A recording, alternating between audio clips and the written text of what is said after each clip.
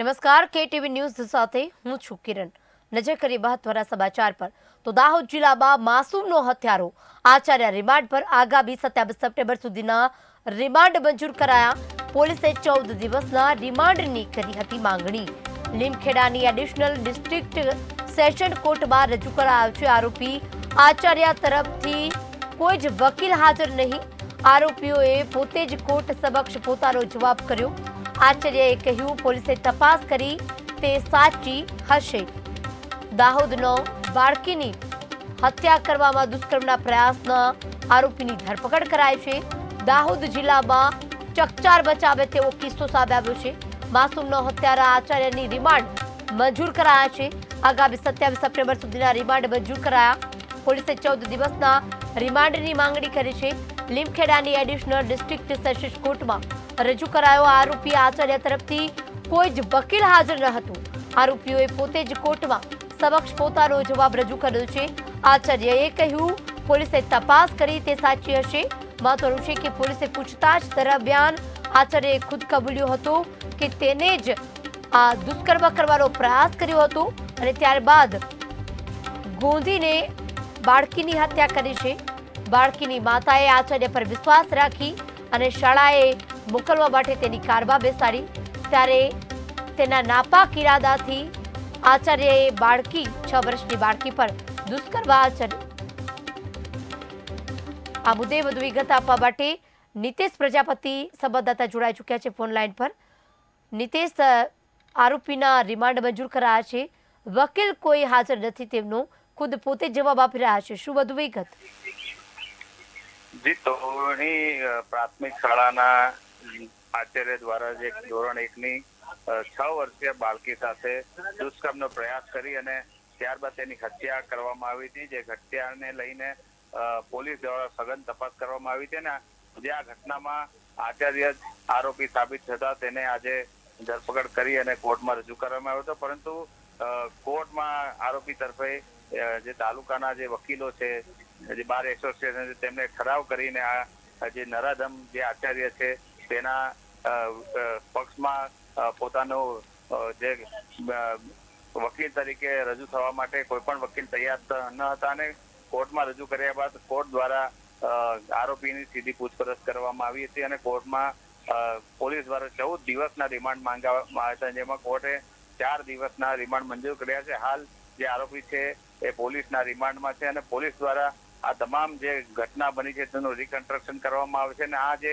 આરોપી જે છે આચાર્ય તેના દ્વારા અન્ય કોઈ બાળક સાથે આવું કોઈ કૃત્ય કરવામાં પ્રયાસ કરવામાં આવ્યો છે અથવા તો કોઈ આવી અન્ય જે વ્યક્તિ જે છે કે મહિલા છે તેની સાથે કોઈ આવો પ્રયાસ કર્યો હોય એવી ઘટના બની છે કે કેમ તેની તપાસ કરી રહી છે ને પોલીસ દ્વારા આ જે આરોપી છે એની સાથે અન્ય કોઈ આરોપીઓ સામેલ છે કે કેમ અથવા તો જે મોબાઈલ જે છે એમાંથી મોબાઈલ આરોપી દ્વારા જે ડેટા છે જે ડિલીટ કરવામાં આવ્યો છે તે ડેટા પણ રિકવર કરવા માટે આરોપીની મદદની જરૂર છે। પોલીસે જે 14 દિવસના રિમાન્ડ માંગ્યા હતા જેમાં 4 દિવસના રિમાન્ડ પોલીસે મંજૂર કર્યા છે અને હાલ પોલીસ આ સમગ્ર મામલે તપાસ કરી રહી છે। જી, એટલે જે રીતે કહી શકાય નિતેશ કે આરોપી અને રિમાન્ડ મંજૂર કરાયા છે પરંતુ ખુદ કોર્ટના આરોપી પક્ષે કોઈ જ વકીલ હાજર ન હતું અને કોર્ટે જાતે જ નિર્ણય લઈ અને વકીલ વિના સુનાવણી કરી દીધી।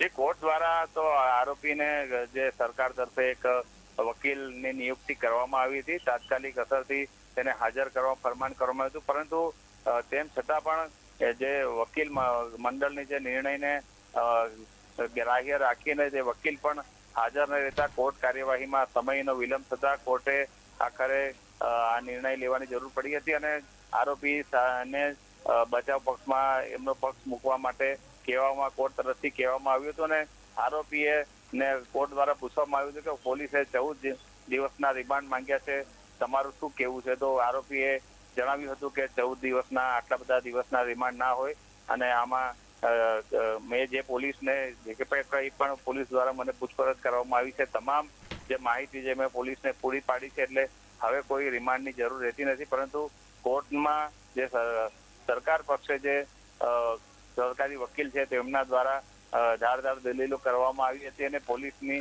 જે માંગણી છે તેના વિશે કોર્ટમાં સમગ્ર મુદ્દો રજૂ કરવામાં આવ્યો હતો, જેને લઈને કોર્ટે પોલીસના 4 દિવસના રિમાન્ડ આપવામાં આવ્યા છે. જી તો નીતિશ, આ તરફ બીજી તરફ જે નવો વળાંક આવ્યો છે આ કેસમાં, અને એ પણ કહેવાય રહ્યું છે કે આચાર્યના જે કનેક્શન છે તે ક્યાંક ભાજપ સાથે છે, તેવી પણ અફવાઓ વાયરલ થઈ રહી છે, ફોટાઓ વાયરલ થઈ રહ્યા છે, તે વિશે પણ થોડીક વિગત આપશો. જે આચાર્ય જે મૂળ સિંગવડ તાલુકાના તોરણી ગામના જ વતની છે અને તે લાંબા સમયથી આરએસએસ અને વિશ્વ હિન્દુ પરિષદ જેવા સંગઠનો સાથે જોડાયેલો છે. તેમાં દાહોદ જિલ્લાના વિશ્વ હિન્દુ પરિષદના પૂર્વ પ્રમુખ રહી ચૂક્યા છે અને હાલમાં તે જે વિશ્વ હિન્દુ પરિષદના ધર્માચાર્ય તરીકેનો હોદ્દો સંભાળી રહ્યા હોય તેવી જાણકારી હાલ મળી રહી છે. અને એમના જે ફેસબુક સહિતના સોશિયલ મીડિયા જે એકાઉન્ટ છે તેમના પર આ જે આરએસએસની શાખા હોય અથવા તો આરએસએસના કેમ્પમાં તાલીમ લેતા હોય અથવા તો વિશ્વ હિન્દુ પરિષદના કાર્યક્રમોમાં હાજરી હોય આવા પ્રકારના જે ફોટા જે છે અથવા તો જે રાજકીય ભાજપના નેતાઓ છે તેમની સાથેના ફોટાઓ જે હાલ સોશિયલ મીડિયામાં વાયરલ થઈ રહ્યા છે, જેને લઈને આ જે ક્યાંક ને ક્યાંક જે આ આરોપી છે તે ભાજપના નેતાઓ સાથે પણ સંકળાયેલો હોય તેવું હાલ લોકોમાં ચર્ચા છે. કારણ કે અત્યાર સુધી ભાજપના કોઈ હોદ્દા પર હતા, કારણ કે સરકારી કર્મચારીને લઈને ભાજપનો હોદ્દો એ ન લઈ શકે, પરંતુ ભાજપનું કામ કરતા હોય તેવી હાલ કોંગ્રેસ અને અન્ય જે વિપક્ષો છે તે આક્ષેપ કરી રહ્યા છે. એટલે ક્યાંક ને ક્યાંક આ આરોપી જે છે એ ભાજપ અને આરએસએસ સાથે સંકળાયેલો હોય તેવું હાલ જે સોશિયલ મીડિયાના ફોટા જે વાયરલ થયા છે તેના પરથી માહિતી બહાર આવી છે. જી નીતિશ, માહિતી આપવા બદલ આપનો આભાર. તો પોલીસે 14 દિવસના રિમાન્ડની માંગણી કરી છે. આ સાથે જ લીમખેડા ડિસ્ટ્રિક્ટ સેશન્સ કોર્ટમાં આરોપીને રજૂ કરવામાં આવ્યો છે. આરોપીએ ખુદ આ ગુનો કબૂલ કર્યો છે.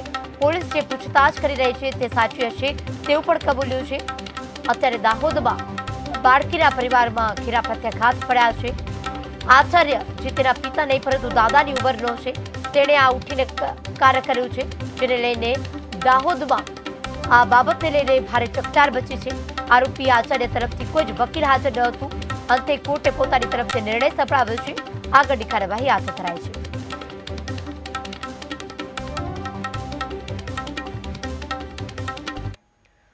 તો છોટાઉદેપુર લોકસભા સાંસદ જશુ રાઠવાનો ધડાકો. અધિકારીઓ સમયસર માહિતી ન આપતા કર્યા હોવાનો ધડાકો કર્યો છે. જિલ્લા કલેક્ટરને લેખિતમાં રજૂઆતથી ગરબાયું રાજકારણ. કોંગ્રેસ સમિતિ પણ સાંસદના સમર્થનમાં મેદાને આવી. નિવાસી કલેક્ટરને આવેદનપત્ર આપી કરી ધારદાર રજૂઆત.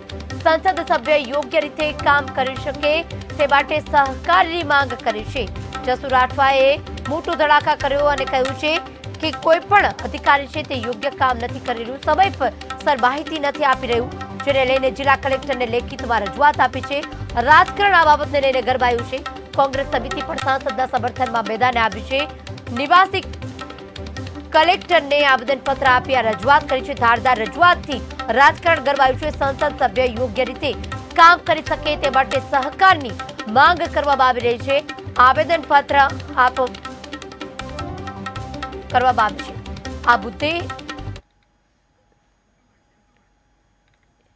આ મુદ્દે જશુભાઈ રાઠવા સાંસદ ફોન લાઈન પર જોડાઈ ચૂક્યા છે. જશુભાઈ, કેટીવીમાં આપનું સ્વાગત છે. વાત કરવા બદલ પ્રતિક્રિયા આપશો કે જે રીતે આપ કહી રહ્યા છો કે અધિકારીઓ દ્વારા જે સમયસર માહિતી આપવામાં નથી આવી રહી, શું કહેશો, શું પ્રતિક્રિયા આપશો? જી નમસ્કાર. જો કદાચ આપ જે પ્રમાણે આ લેટરને લો છો એ પ્રમાણેનો લેટર નથી.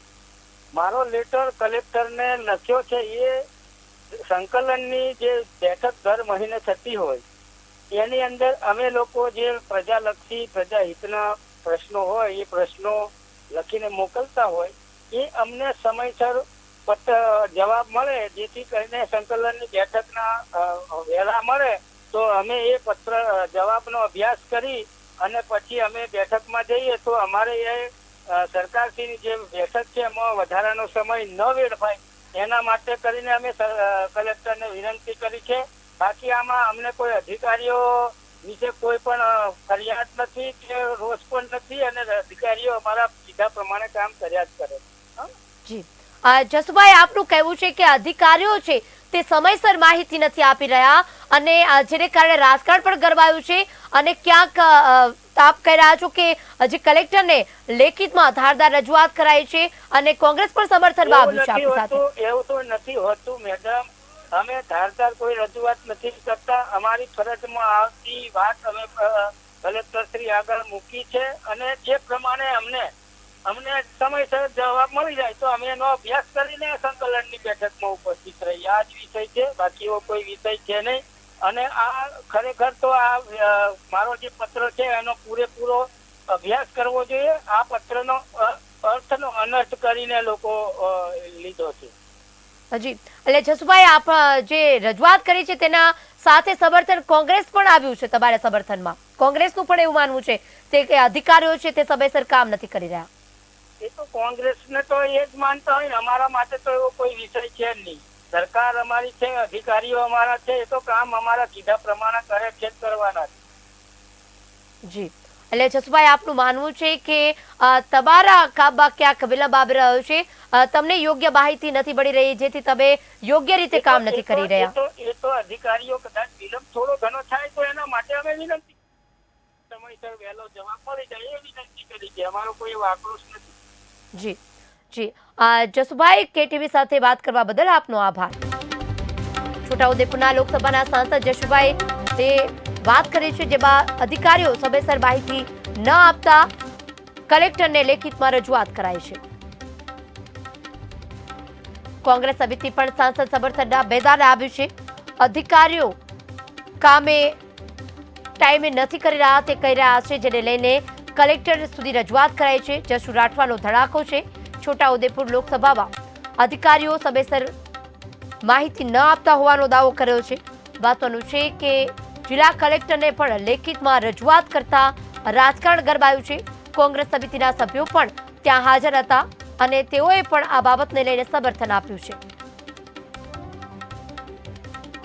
છોટાઉદેપુરમાં રાજકારણ ગરમાયું. લોકસભા સાંસદ જશુ રાઠવાએ મોટો ધડાકો કર્યો છે કે અધિકારીઓ છે તે સમયસર કામ નથી કરતા, યોગ્ય જવાબ નથી આપતા.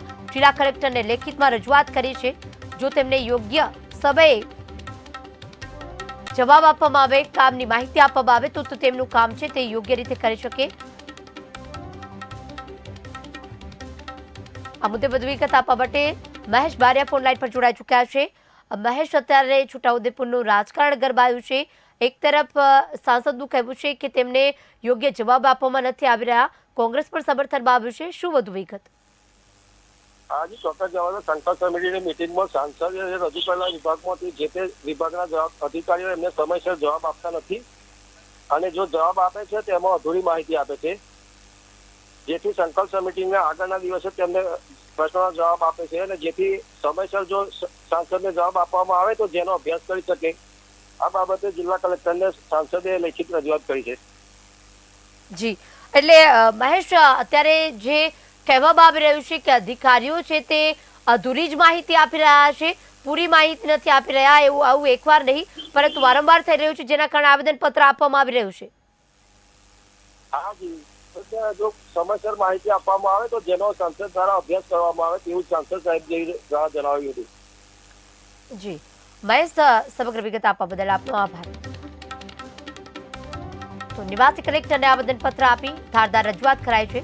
સંસદ સભ્ય યોગ્ય રીતે કામ કરી શકે તે માટે સહકારની માંગ કરવામાં આવી છે. આજે અમે છોટાઉદેપુર જિલ્લા કોંગ્રેસ સમિતિના આગેવાનો, છોટાઉદેપુર તાલુકા કોંગ્રેસ સમિતિના પ્રમુખ માનનીય સોમભાઈ રાઠવા સાહેબ, પાવીજતપુર તાલુકાના પ્રમુખ કાજરભાઈ, શહેરના પ્રમુખ સલેમાનભાઈ અને બીજા બધા આગેવાનો ભેગા થઈને ગઈકાલે અહીંના માનનીય સાંસદ શ્રી જશુભાઈએ જે ફરિયાદ કરી છે કે એમની રજૂઆત એના અધિકારીઓ સાંભળતા નથી, એ કોઈ જવાબ માંગે તો એમને આપવામાં નથી આવતો અથવા મોડો આપવામાં આવે છે અથવા અધૂરો આપવામાં આવે છે, જેના જિલ્લાના લોકસભા વિસ્તારના લોકોના પ્રશ્નો જે છે એની રજૂઆત કરી શકતા નથી, નિરાકરણ લાવી શકતા નથી. અમને થયું કે આ જે પ્રશ્ન છે, જશુભાઈ ભલે ભાજપ પાર્ટીના હોય પણ આ લોકસભા વિસ્તારના સાંસદ છે અને સાંસદનું જો અધિકારીઓ સાંભળતા ના હોય, એમને જવાબ ના આપતા હોય, તો ધારાસભ્યનું શું હાલત હશે એ સમજી શકાય છે. ધારાસભ્યને તો કોઈ પૂછતા જ નહીં હોય, અને ધારાસભ્યોનું સાંસદો ના સાંભળે, તાલુકા જિલ્લાના પ્રમુખો, બીજા હોદ્દેદારો જે છે એમનું આ સરકારી તંત્ર સાંભળતું નથી. એ પ્રકારની વાત કરી વલસાડની, જેમાં ભાજપ યુવા મોરચાના પ્રમુખની દાદાગીરી સામે આવી છે. ધરમપુર તાલુકા યુવા મોરચા પ્રમુખનો વિડીયો વાયરલ થયો છે. નિખિલ ભંડારી સામે શિક્ષાત્મક કાર્યવાહીની માંગ કરવામાં આવી છે. 45 ગામના સરપંચો સાથે ગેરવર્તણૂક કર્યાના આક્ષેપ છે. તમને અહીં કોણે બોલાવ્યા તેમ કહી દાદાગીરી કરી ધારાસભ્યને રજૂઆત કરવા ગયા હતા સરપંચો, જેને લઈને દાદાગીરી કરતો વિડીયો પણ વાયરલ થયો છે. વલસાડમાં ભાજપ યુવા મોરચાના પ્રમુખની દાદાગીરીનો વિડીયો સોશિયલ મીડિયામાં વાયરલ થયો છે. ધરમપુર તાલુકા યુવા મોરચા પ્રમુખનો વિડીયો વાયરલ થયો. નિખિલ ભંડારી સામે શિક્ષાત્મક કાર્યવાહીની માંગ કરવામાં આવી છે. 45 ગામના સરપંચો સાથે ગેરવર્તણૂક કર્યાનો આક્ષેપ કરવામાં આવ્યો છે. તમને અહીં કોણે બોલાવ્યા તેમ કહી દાદાગીરી કરી ધારાસભ્યને રજૂઆત કરવા ગયા હતા સરપંચો, અને તેની સામે આ દાદાગીરીનો વિડીયો વાયરલ થઈ રહ્યો છે. એક તરફ રજૂઆત કરવા ગયેલા સરપંચો હતા અને બીજી તરફ દાદાગીરી કરતા આ યુવા મોરચાના પ્રમુખ હતા. બંને વચ્ચે વાતચીત થઈ હતી અને ત્યારબાદ અચાનક મામલો છે તે બચકાયો અને કહેવા લાગ્યા કે તમને અહીંયા કોણે બોલાવ્યા છે. 45 ગામના સરપંચો એકઠા થયા હતા અને તેની સાથે ગેરવર્તણૂક કર્યા છે, જેનો વિડીયો પણ સોશિયલ મીડિયામાં વાયરલ થઈ રહ્યો છે. ધારાસભ્યને રજૂઆત કરવા માટે સરપંચો ત્યાં ગયા હતા અને તેમની સામે આ ગેરવર્તણૂક કરવામાં આવી છે, જેને લઈને સોશિયલમાં આ વિડીયો વાયરલ થઈ રહ્યો છે. નિખિલ ભંડારી સામે શિક્ષાત્મક કાર્યવાહી કરવામાં આવે તેવી માંગ કરવામાં આવી રહી છે. ધરમપુર તાલુકાના યુવા મોરચાના પ્રમુખનો વિડીયો વાયરલ થયો છે. વલસાડની આ ઘટના છે, જેમાં ભાજપ યુવા મોરચાના પ્રમુખની દાદાગીરી સામે આવી છે. ભાજપ યુવા મોરચા પ્રમુખ દાદાગીરી કરતો વિડીયો પણ સોશિયલ મીડિયામાં વાયરલ થઈ રહ્યો છે. ધરમપુર તાલુકાના યુવા મોરચા પ્રમુખનો વિડીયો વાયરલ થયો. નિખિલ ભંડારી સામે શિક્ષાત્મક પગલાં ભરવામાં આવે તેવી માંગ કરવામાં આવી છે, કારણ કે 45 ગામના સરપંચો જ્યાં એકઠા થયા હતા તેમની વાત રજૂ કરવા માટે આવ્યા હતા અને તેમની સામે ગેરવર્તણૂક કરવામાં આવી છે. તમામ સરપંચો સામે ગેરવર્તણૂક કરતા રોષે ભરાયા છે અને શિક્ષાત્મક પગલાં લેવામાં આવે તેવી વાત કરવામાં આવી રહી છે, કારણ કે તમને અહીં કોણે બોલાવ્યા તેમ કહી દાદાગીરી કરી